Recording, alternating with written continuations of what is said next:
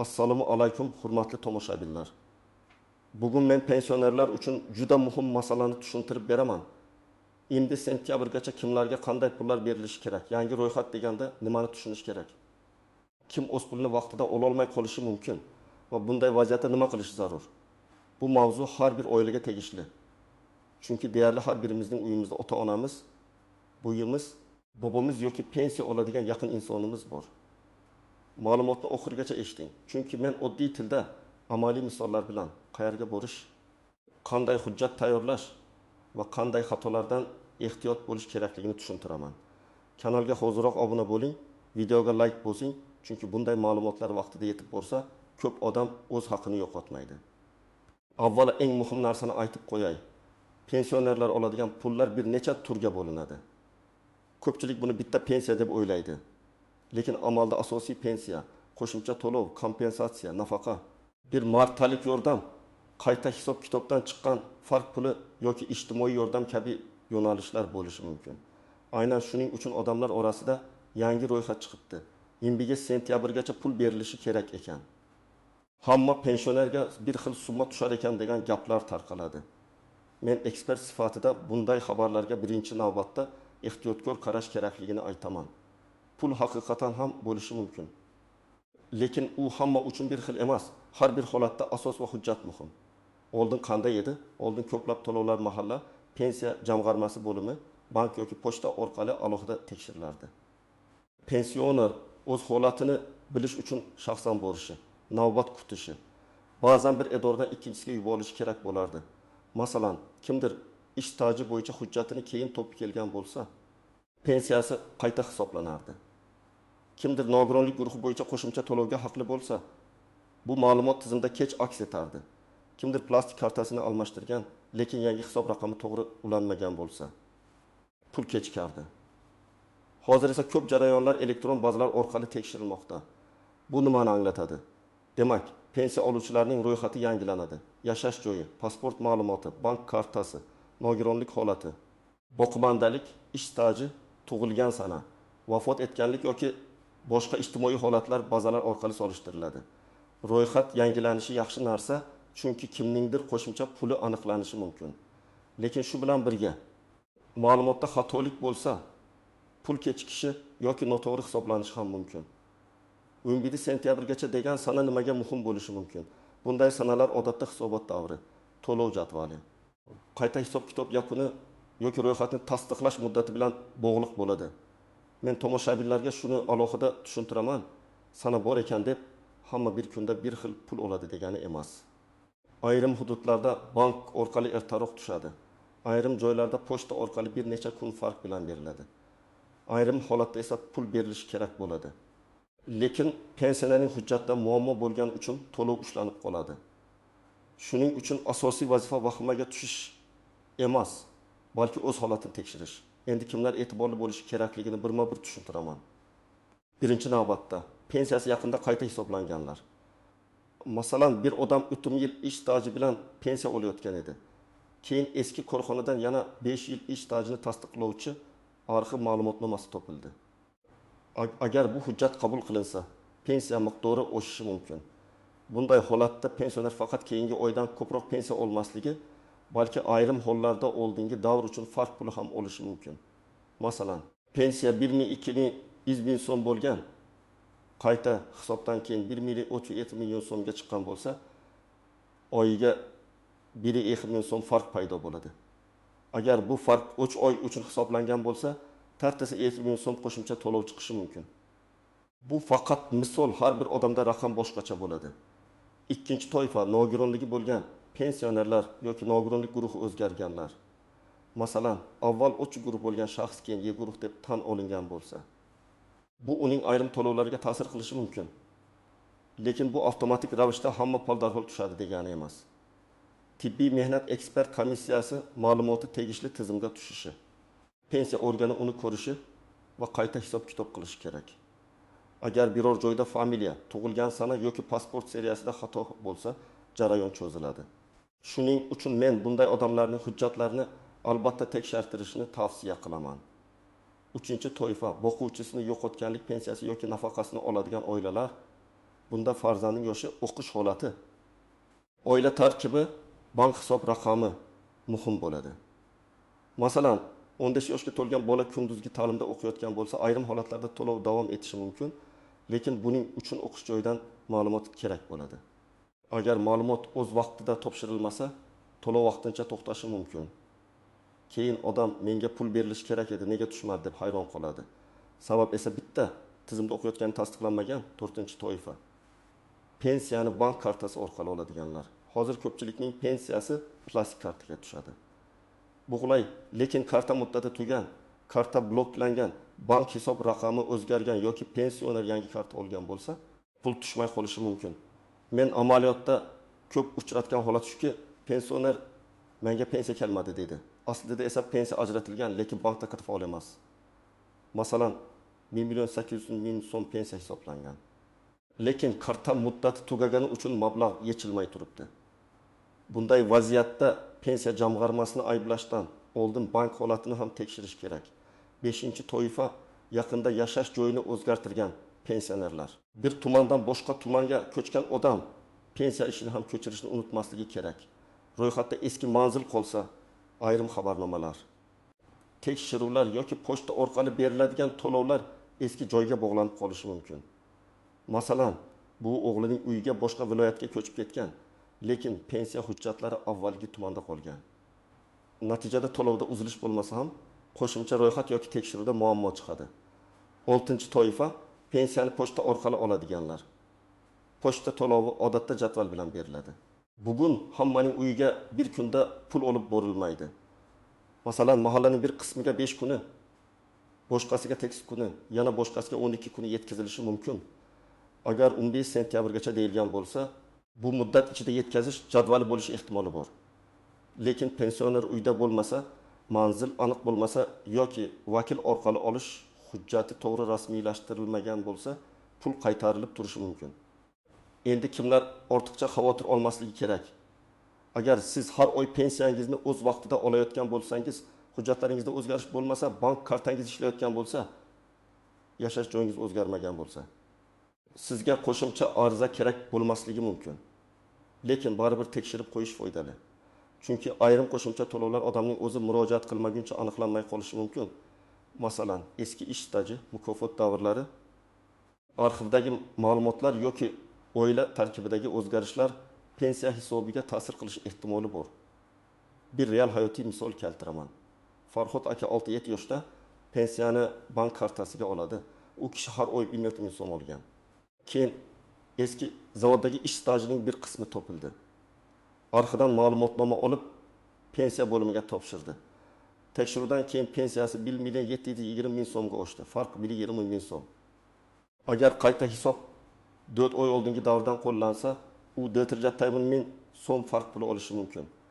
Lekin agar u arxiv hujjatini olib bormaganda, tizim buni o'zi topmasligi ham mumkin edi. Demak, odamning faolligi muhim. Yana bir misol. Saodat opa 7 yoshda pensiyani pochta orqali oladi. Uning manzili mahalla daftarida eski ko'cha nomi bilan qolgan. Pasportdagi manzil esa yangi nom bilan yozilgan. Pochtachi kelganda uy topilgan. Lekin ro'yxatda chalkashlik bo'lgan. To'lov kechikkan. Saodat opa pul berilmadi deb o'ylagan. Aslida muammo pul yo'qligida emas, manzil ma'lumotlarining mos kelmaganida bo'lgan. Shuning uchun men doim aytaman. Pensionerning ism familiyasi, tug'ilgan sanasi, pasporti, JSH raqami, telefon raqami, manzili va bank ma'lumoti bir-biriga mos bo'lishi kerak. Yana bir holat. Bir oila boquvchisini yo'qotganlik nafaqasini oladi. Farzand o'g'il baxtli yoshga to'lgan, lekin universitetda kunduzgi bo'limda o'qiydi. Oila o'qiyapti-ku, to'lov davom etadi deb o'ylaydi.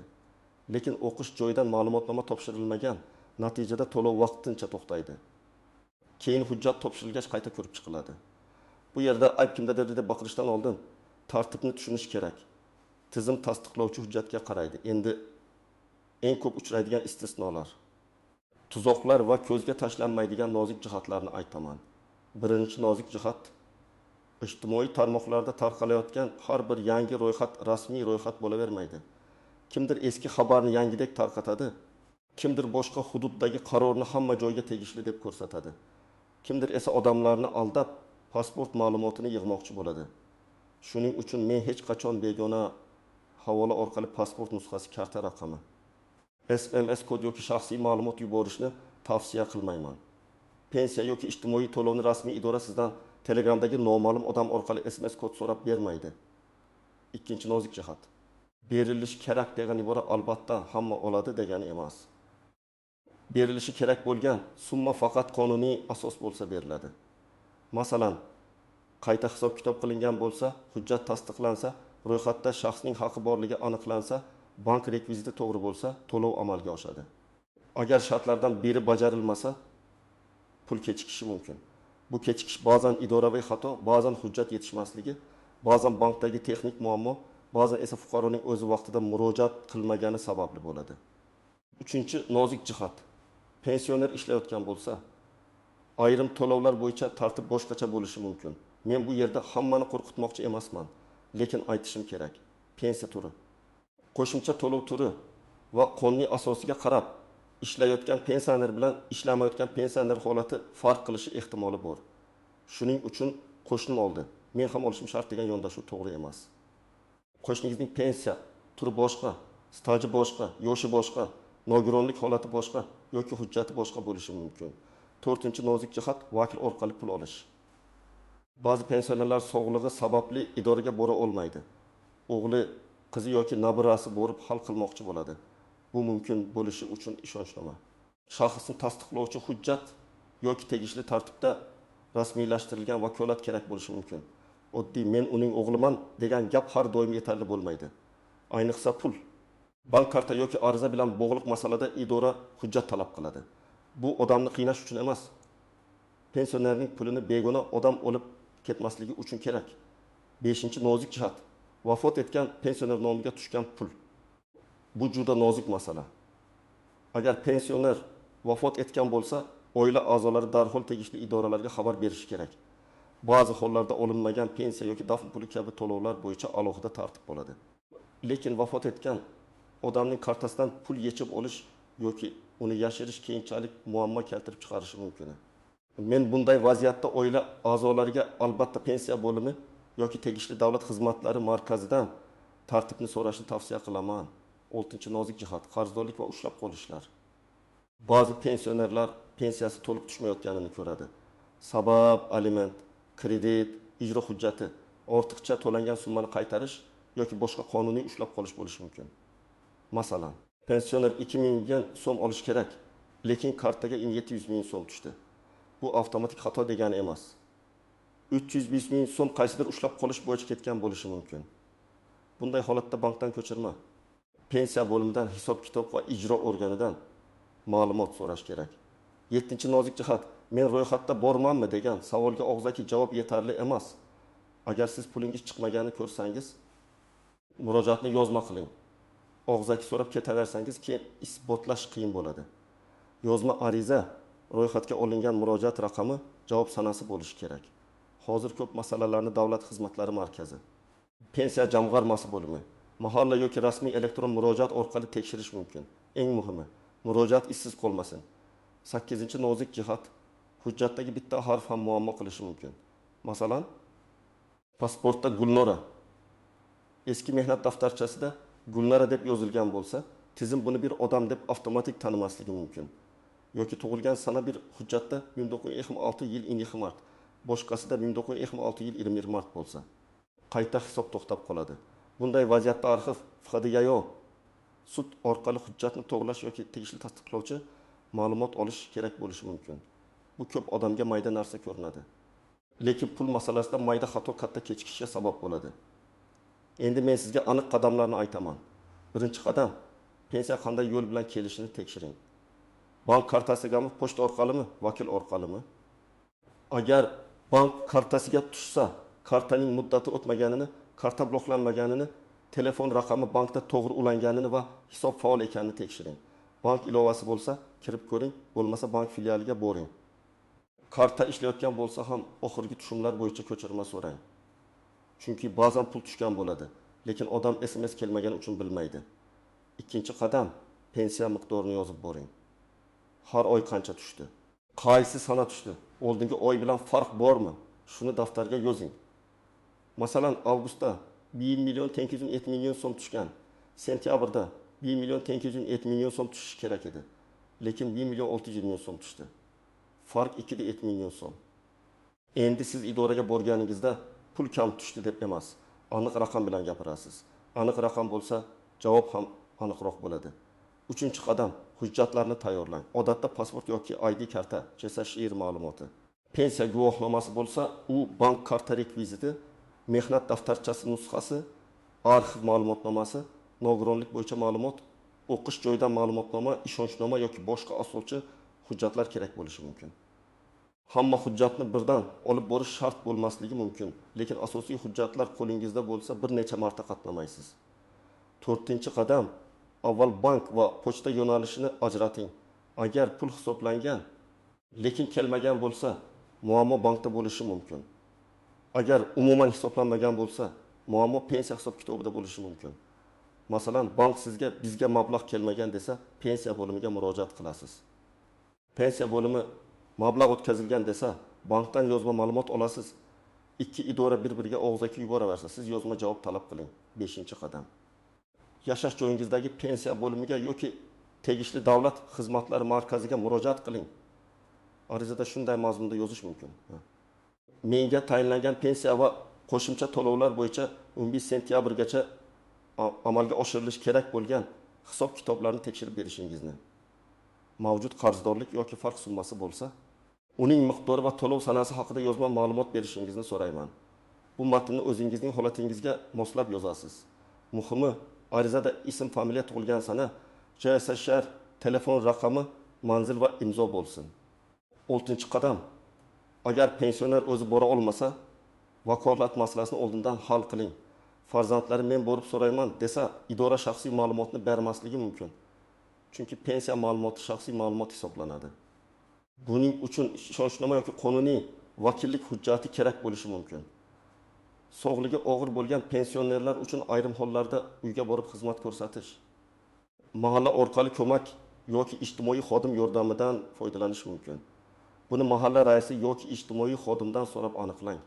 7-qadam, qo'shimcha haq bor deb eshitsangiz, uning asosini so'rang. Qaysi qaror asosida? Qaysi to'lov turi?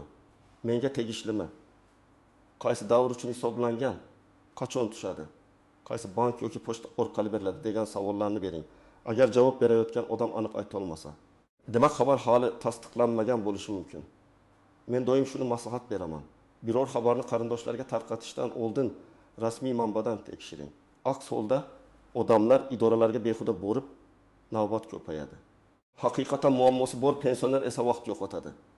8-qadam. Rasmiy javobni kuting, lekin muddatni nazorat qiling. Ariza topshirganingizdan keyin uning ro'yxatga olingan raqamini oling. Agar belgilangan muddatda javob bo'lmasa, qaytadan murojaat qiling yoki yuqori tashkilotga yozing. Lekin har safar asabiylashib, og'zaki tortishishdan ko'ra hujjatli yo'l samaraliroq. Chunki yozma murojaat bo'lsa, kim qachon nima javob bergani ko'rinadi. 9-qadam. Oiladagi pensionerlarning hujjatlarini bir joyga tartiblab qo'ying. Men ko'p oilalarda shuni ko'raman. Mehnat daftarchasi boshqa joyda, pasport nusxasi boshqa joyda. Bank rekviziti qayerdaligi noma'lum, eski arxiv qog'ozlari esa sandiqda yotadi. Keyin pul masalasi chiqqanda hamma shoshiladi. Eng to'g'risi alohida papka qiling. Unda ID karta nusxasi, pensiya hujjatlari, bank ma'lumoti, staj hujjatlari, nogironlik bo'lsa tegishli ma'lumotlar, o'qish ma'lumotnomalari va oldingi murojaat javoblari tursin. 10-qadam, shubhali odamlarga pul bermang. Ro'yxatga kiritib beraman. 25 sentyabrgacha pul chiqarib beraman. Kartangizga yordam pulini tushirib beraman deb xizmat taklif qiladigan odamlar uchrashi mumkin. Rasmiy to'lov uchun odatda tanish bilish orqali pul berish kerak emas. Agar kimdir sizdan xizmat haqi, karta kodi, SMS parol yoki pasport rasmini so'rasa, ehtiyot bo'ling. Pensiya va nafaqa masalasida qonuniy yo'l bilan murojaat qilish kerak. Hurmatli tomoshabinlar, bugungi mavzuning asosiy mazmuni shuki, 11 sentyabrgacha berilishi kerak bo'lgan summalar haqida gap ketganda, har bir pensioner o'z holatini alohida tekshirish kerak. Yangi ro'yxat degani hamma bir xil pul oladi degan emas. Kimdadir qayta hisob-kitobdan farq puli chiqadi. Kimdadir bank kartasi muammosi bo'ladi. Kimdadir hujjat yetishmaydi. Kimdadir esa hech qanday o'zgarish bo'lmaydi. Eng to'g'ri yo'l hujjatlarni tartibga keltirish. Bank yoki pochtani tekshirish, pensiya bo'limiga aniq savol bilan murojaat qilish va yozma javob olish. Men sizlarga shuni ekspert sifatida aytaman. Pensionerning puli mayda masala emas. Bu odamning dori darmoni, oziq ovqati, kommunal to'lovi, kundalik hayoti bilan bog'liq. Shuning uchun yaqinlaringiz pensioner bo'lsa, bugunoq ularning kartasi ishlayaptimi, pensiyasi o'z vaqtida tushyaptimi, hujjatlarda xato yo'qmi, qo'shimcha to'lovga asos bormi? Tekshirib qo'ying. Ayniqsa yoshi katta insonlar ko'pincha idoraga borishga qiynaladi. Savol berishga uyaladi yoki shunaqa bo'lsa kerak deb yuraveradi. Biz esa ularga yordam berishimiz kerak.